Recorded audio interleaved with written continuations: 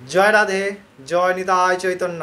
পরম সচ্চিদানন্দ ভগবান শ্রী নিতাই চৈতন্য মহাপ্রভুর অহৈতুকী অনুকম্পা আমরা ভগবানের শ্রীমৎ ভগবদ্গীতা কথা প্রসঙ্গক্রমে ক্রমবর্ধমান আলোচনা করে চলেছি তার কৃপায়।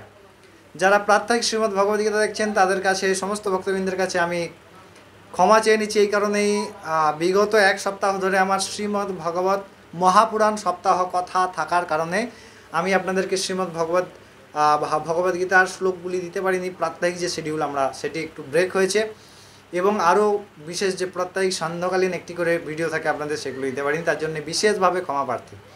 আমরা আজকে প্রসঙ্গক্রমে আবার সেই পুরাতন শিডিউলের শ্রীমদ্ ভগবদ্গীতা শুরু করছি।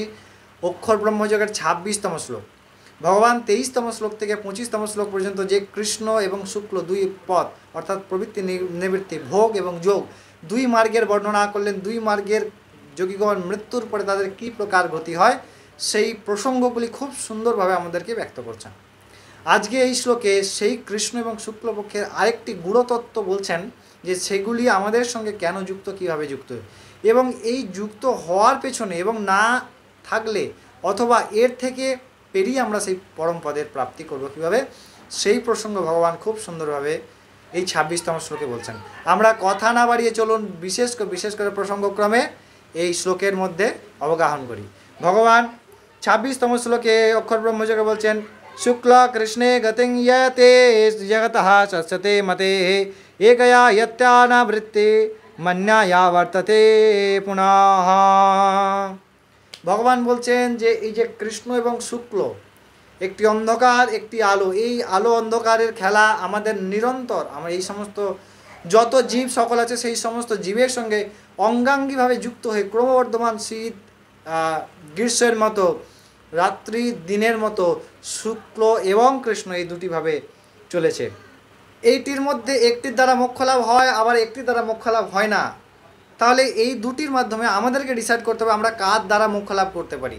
অর্থাৎ শুক্ল, অর্থাৎ যেটাই যোগীর পথ, তা বলে আমরা সংসার থেকে ভোগের পথ অবলম্বন করলেও সেইটিও যোগ হয় কখন?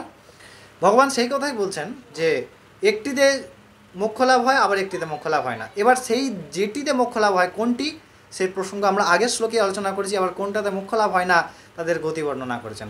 তাহলে এই দুইটির থেকে একমাত্র কর্মযোগ, ভক্তিযোগ, জ্ঞানযোগ, ভক্তি, জ্ঞান, কর্ম, ওইগুলিকে যোগ যখন হবে, কর্মযোগ কি না, তৈব বস্তু গোবিন্দম তুভ্যম পদ্মে সমর্পয়ামি, অর্থাৎ হে গোবিন্দ তোমার বস্তু, অর্থাৎ যা কাজ করছি ধর্মযুক্ত, তা তোমার কাজ এবং তোমার চরণে তার ফল নিবেদন করলাম, তখন গিয়ে সেটি কর্মযোগ হয়।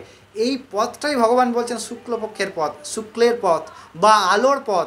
আরেকটি হচ্ছে অন্ধকার। এই একই কাজ দ্বারা, এটা আমি করছি, অহং অর্থাৎ আমি করছি, আমি অহং, আমি কর্তা।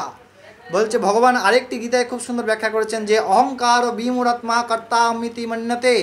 এই অহংকার কি না, অহংকার বিমূঢ়াত্মা তৈরি করে, যা কর্তা মিতি মন্যতে, আমি করছি এই প্রকার ভাব জন্ম প্রকট করায়। এই আমি করছি, যখন আমি কর্তা, তখন আমি করছি, তার ফলে আমার ফলটাও কিন্তু আমাকেই ভোগ করতে হবে। আর যখন এই কর্তাটা ভগবানকে, কর্তৃত্বটা ভগবানকে দিয়ে দিই, তখন ভগবান সেই কাজ করেন। অবশ্যই সেই পথ ধর্মযুক্ত, তাহা শাস্ত্র সম্মত। আশা করি এই শ্লোকটির অর্থ আপনারা বুঝতে পেরেছেন। আমরা প্রাত্যহিক আবার সেই কথামৃতের মধ্যে অবগাহন করব। ততক্ষণ অনেক ভালো থাকবেন, সুস্থ থাকবেন। জয় রাধে, জয় নিতাই চৈতন্য।